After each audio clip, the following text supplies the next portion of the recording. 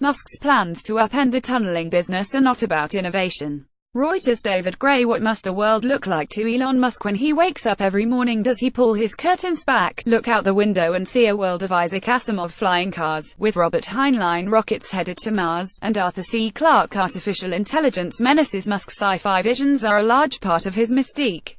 His latest Tony Stark-esque conception came in a tweet last month. Just received verbal government approval for the Boring Company to build an underground Nifelbalt DC Hyperloop. NYDC in 29 minutes. Elon Musk at Elon Musk, July 20, 2017. New York to Washington in 29 minutes certainly would be a game changer, but there's something more pedestrian going on here, too. Musk likes to portray himself as an engineer and a dreamer. That's what underlies the Hyperloop talk, but his real business play is taking on the exorbitantly high cost of infrastructure in the US. Consider New York City's newest subway line. The 2nd Avenue extension in Manhattan hums along underground at 15.4 miles per hour, or about 22.6 feet a second. And in each second of your luxurious $2.50 ride under the Big Apple, you cruise past $518,160 worth of tunnel. That's not a typo. Each one of the 2 miles of extension cost an astounding $2.73 billion. Tunnels are never cheap, but per mile the new subway line is the most expensive in the world. For comparison, digging all the way across the English Channel, a full 23.5 miles, cost around $30 billion in today's dollars, or $1.3 billion per pile. Madrid managed to complete a subway expansion in 19,992,003 for a mere $104 million a mile, although it was not all underground. The high cost of tunneling under America. Building tunnels in the US is more expensive than anywhere else in the world by a huge margin. Although Australia isn't cheap either. For the majority of us that might at most be an interesting fact for some truly lame cocktail party conversation, but if you're a billionaire industrialist, a cost differential of 10x between industrialized countries for a basic service smells like money. Which is why Elon Musk is currently dreaming about ways to build tunnels under LA. The Boring Company arrived in April, launching with a video announcement on YouTube. The short clips showed a car, a Tesla, of course, darting through Los Angeles traffic, only to pull into what looks like an oversized window washing cart, which is then sucked into an underground tunnel, and whisked to its final destination, unimpeded by gas-consuming dinosaurs. Musk's electric sleds are the vision part of his transportation business plan, something that looks like a Jetsons-level technological advance and would probably blow away a potential investor. But the real engine of this project, the place where Musk can actually make a ton of money, is in figuring out how to reduce the bloated cost of digging a tunnel in the US. If someone could figure out how to dig a tunnel in the US at the same cost they can do it anywhere else in the world, they'd make a fortune, and win contracts for any tunnel project in the country. This is the exact type of market inefficiency that investors and hedge fund operators look for. If, for example, investors notice that oil costs 10 times more in Canada than anywhere else in the world, they'll see it as a safe bet that oil there is overpriced, and will fall in the long run. But most of those bets are just that, a gamble on something outside investors' control. It's rare to have the gravitas and resources to actually change how a market or an industry works, like actually repricing the oil in Canada. And that's what Musk hopes to do to tunnel digging in the US. One reason tunnel digging in the US is so pricey is that labor costs there are much higher than in most other parts of the world. Productivity is also higher in the US, and major strides are being made on making burrowing machinery more efficient. Musk has talked about increasing the power of drilling machines and automating tunnel reinforcements, all of which would increase speed. But to be successful, Musk doesn't have to do any of that. He merely has to avoid what is actually causing the exorbitant costs in the US market, a combination of how few drilling companies there are in America, the inefficiencies of governments, the only real buyers when it comes to tunnels, expensive union contracts, and onerous governmental regulations. Musk has already done this once, to massive success.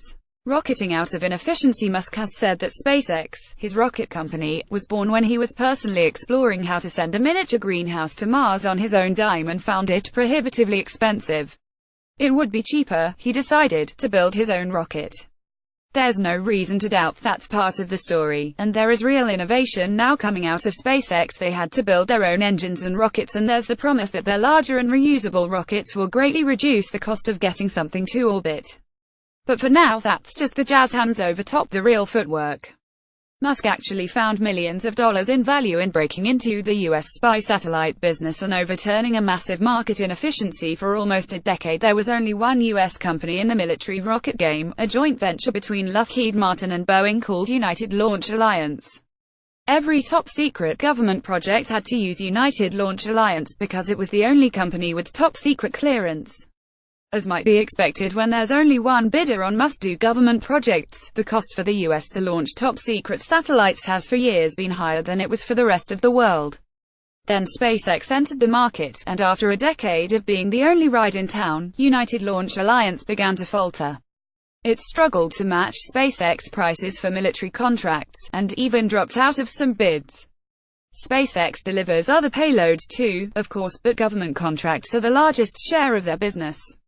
It's a classic tale of what happens to a monopoly when it meets a freer market, and a story in which SpaceX is poised to reap millions.